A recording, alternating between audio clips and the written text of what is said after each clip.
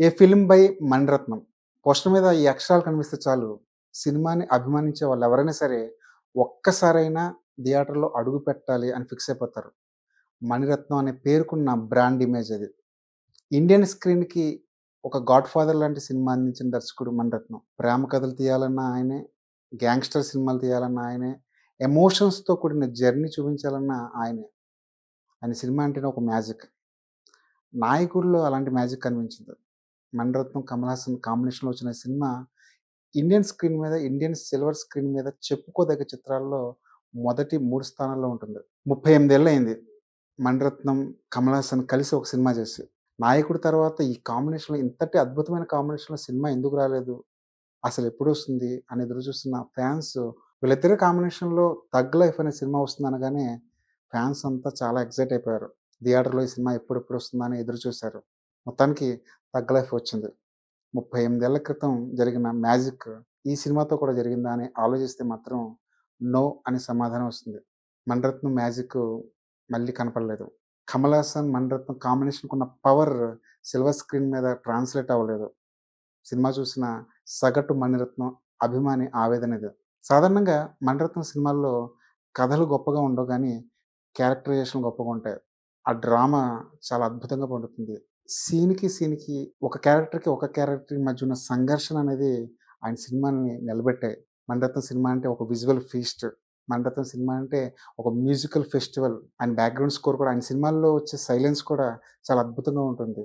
Camera work, ఆయన shot division, ఇలా ఏదైనా తీసుకోండి. మణిరత్నం సినిమా చూసి బయటకొచ్చిన తర్వాత మాట్లాడుకోవాల్సిన విషయాలు, చర్చించుకోవాల్సిన విషయాలు, నెమరు వేసుకునే విషయాలు చాలా ఉంటాయి.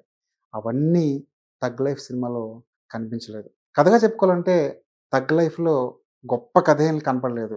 మణిరత్నం తప్పకుండా తీయాల్సిన సబ్జెక్ట్ కూడా ఈ కథలో ఎక్కడా కనిపించలేదు. ఒక గ్యాంగ్‌స్టర్ జీవితంలో జరిగే కథ ఇది. గ్యాంగ్‌స్టర్ జీవితం అంటే 2 గ్యాంగ్‌ల మధ్య జరిగే వారేం కాదు. గ్యాంగ్‌లో తమకు జరిగే వారిది. అంతర్గత యుద్ధం అంటారే.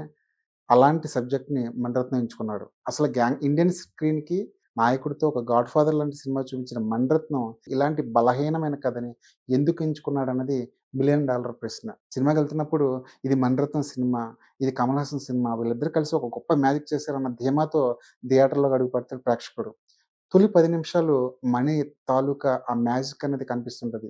ఢిల్లీలోని ఒక ఇరుకైన ఆ ఇంట్లో జరిగే ఒక పోలీస్ గ్యాంగ్ వార్‌కి మధ్య జరిగే ఒక ఘర్షణ, అక్కడ షూటౌట్ చాలా ఆసక్తిగా డిజైన్ చేశాడు డైరెక్టర్. అక్కడ ఈ కథ చెబుతూ ఇద్దరు చిన్న పిల్లల కథని సైమల్టేనియస్‌గా చూపిస్తూ ఆ కథనాన్ని బాగా రక్తి కట్టించాడు. చిన్నప్పుడే విడిపోయిన అన్నా చెల్లెళ్ళు మళ్ళీ కలుస్తారా లేదా? కలిస్తే దానికి కమల్ హాసన్ చేసే సహాయం ఏంటి? అసలు చివరికి ఏమవుతుంది అన్న ఆ క్యూరియాసిటీ ఆ 10 నిమిషాలు కలుగుతుంది. ఆ తర్వాత మెల్లమెల్లగా కథ డైవర్ట్ అవుతూ మొదలవుతుంది.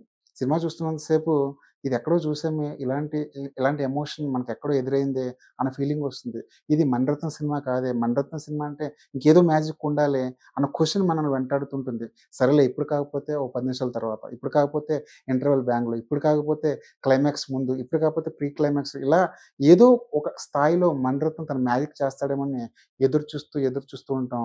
రీళ్ళకి కరిగిపోతుంది. చివరికి శుభం కార్డ్ పడ్డం తప్ప, ఈ కథలో గాని, స్క్రీన్ మీద గాని జరిగే అద్భుతాలేం కనిపించవు. ప్రెడిక్టబుల్ సీన్స్ అంటారే, అవి 100కి 100 పాళ్ళు ఈ సినిమాలో కనిపిస్తూ ఉంటుంది. తెలిసిన కథని చెప్పడం వేరు. అన్ని కథలు తెలిసినట్టే ఉంటాయి. కానీ తెలిసిన కథనైనా చాలా ఆసక్తిగా తర్వాత ఏం జరుగుతుందన్న క్యూరియాసిటీని మనలో రేజ్ చేస్తూ చెప్పడం వేరు.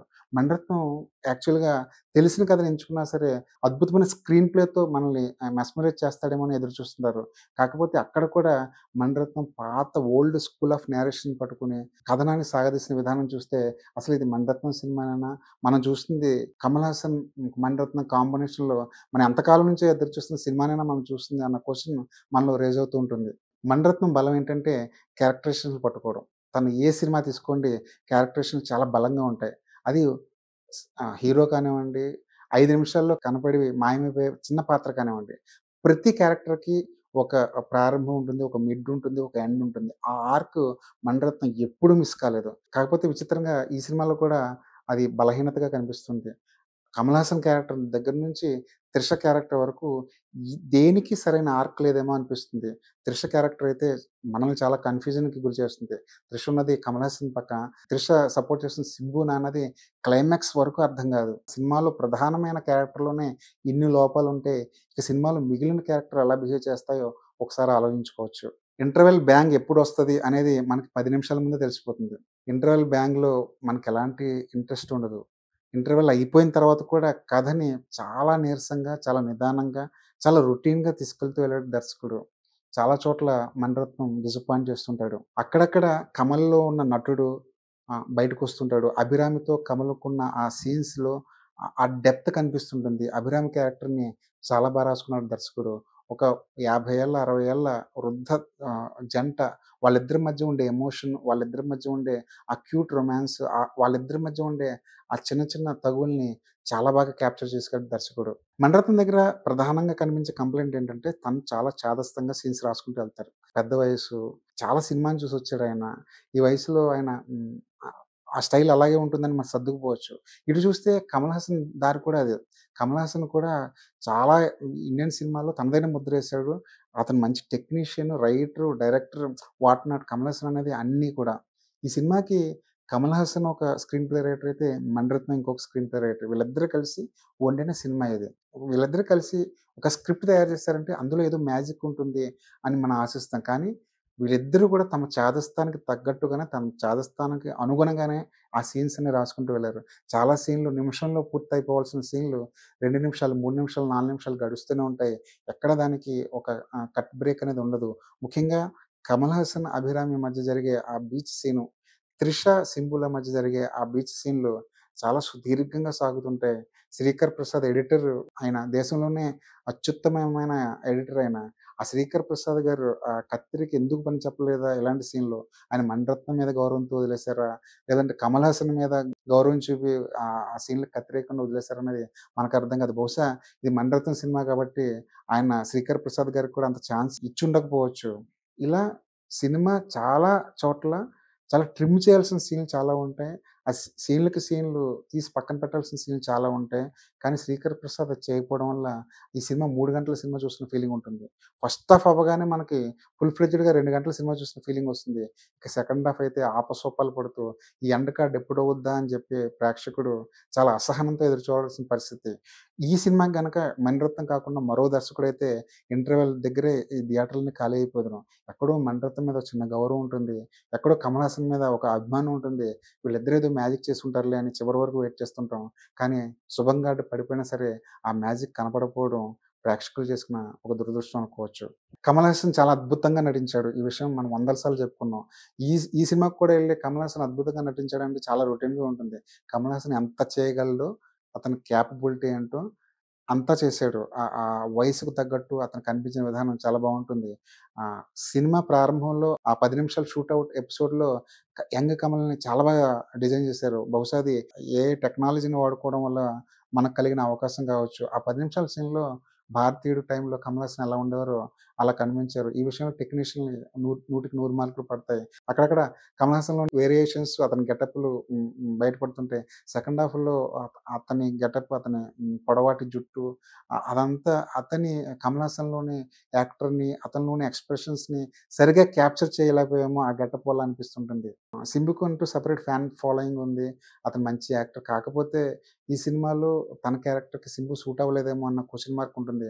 అసలు ఫస్ట్ హాఫ్‌లో సింబు గెటప్ గాని, జులపాల జుట్టు గాని ఎక్కడ నాన్ సింక్ వ్యవహారంలా అనిపిస్తుంది. ఎంతో కొంత సెకండ్ హాఫ్‌లో కనిపించే సింబులో ఆ వేరియేషనే ఈ సినిమాని, ఆ సింబు క్యారెక్టర్‌ని కాస్తలో కాస్త గట్టెక్కించాయి. 'త్రిష' క్యారెక్టర్ చాలా అస్తవ్యస్తంగా రాసుకున్నాడు దర్శకుడు మణిరత్నం గారు. ఆ క్యారెక్టర్ ఎటువైపు మోల్డ్ అవుతుందో కూడా మనం చెప్పలేం. ఉన్నంతలో అభిరామి క్యారెక్టర్ అన్నది చాలా డిజైన్ చేశారు. ఈ స్త్రీ క్యారెక్టర్‌లని మణిరత్నం చాలా గొప్పగా డిజైన్ చేస్తారని చెప్తుంటాం. ప్రతి సినిమాలోనూ అలాంటి క్యారెక్టర్ ఒకటి కనిపిస్తుంటుంది. ఈ సినిమాలో నా వరకు అభిరామి క్యారెక్టర్‌ని అంత డిజైన్ చేశాడు. ఆ క్యారెక్టర్‌లో ఉన్న ఇండివిడ్యువాలిటీ అన్నది చాలా మనల్ని చాలా ఆకట్టుకుంటుంది. రెహమాన్ సంగీతం గురించి చెప్పుకోవాలి. రెహమాన్ చాలా అద్భుతమైన సంగీత దర్శకుడు. అందులో ఎలాంటి డౌటు లేదు. కానీ రెహమాన్ నుంచి ఒక మంచి పాట మళ్ళీ థియేటర్ బయటకొచ్చిన తర్వాత కూడా గుర్తుండిపోయే ఒక పాటొచ్చి చాలా కాలమైంది. మణి సార్ కూడా ఆ 'రెహమాన్‌లో' ఆ క్వాలిటీని బయటికి తీసుకురాలేకపోయారు. ఈ సినిమాలో పాటలొస్తుంటాయి. అక్కడక్కడ సోసోగానే అనిపించినా ఇది మణిరత్నం, రెహమాన్ కాంబినేషన్‌లో రావాల్సిన ఆల్బమ్ అయితే ఎట్టి పరిస్థితుల్లోనూ కాదు. ఫోటోగ్రఫీ అంటారా? ఆ విజువల్స్ అంటారా? ఆ యాక్షన్ కొరియోగ్రఫీ అంటారా? ఇవన్నీ చాలా బాగా కుదిరాయి. కాకపోతే కుదరందల్లా ఆ క్యారెక్టరేషన్, ఆ క్యారెక్టర్‌లో ఉన్న డెప్త్, మణిరత్నం, కమల్ హాసన్ నుంచి మనం ఎక్స్‌పెక్ట్ చేసే విషయాలేమి స్క్రీన్ మీద కనబడకపోవడం అనేది మణిరత్నంని ఇష్టపడే వాళ్ళు ఎంత డిసప్పాయింట్ అవుతారో, ఎలాంటి ఎక్స్‌పెక్టేషన్స్ లేకుండా థియేటర్‌కెళ్ళే సగటు ఆడియన్స్ కూడా అంతే డిసప్పాయింట్ అవుతారు. టోటల్‌గా చెప్పాలంటే ఈ కాంబినేషన్ సెట్ అవ్వడానికి 38 ఏళ్ళు పట్టింది. 38 ఏళ్ల తర్వాత రావాల్సిన సినిమానా ఇది అంటే ఖచ్చితంగా కాదు అని చెప్తాం. ఆ 'నాయకుడు' లాంటి ఒక పవర్‌ఫుల్, ఒక గొప్ప సినిమా తీసిన మణిరత్నం, కమల్ హాసన్ ఈసారి అలాంటి సినిమా తీయడంలో పూర్తిగా వెనకబడ్డారు. మణిరత్నం సినిమాలో ఉన్న గొప్పతనం ఏంటంటే, ఇప్పుడు ఆ సినిమా ఫ్లాప్ కావచ్చు. కానీ ఒక 10 ఏళ్ల తర్వాత వెనక్కి వెళ్లి చూస్తే, అరే! భలే సినిమా తీసాడే మణిరత్నం. ఈ సీన్ బావుంది. ఆ షాట్ డివిజన్ బావుంది. లేదంటే ఈ కెమెరా వర్క్ బావుంది. ఈ బీజీఎం బావుందని చెప్పుకుంటారు. ఇలాంటి అవకాశాన్ని కూడా మనకి 'థగ్ లైఫ్' కొంచెం కూడా ఇవ్వలేకపోయింది.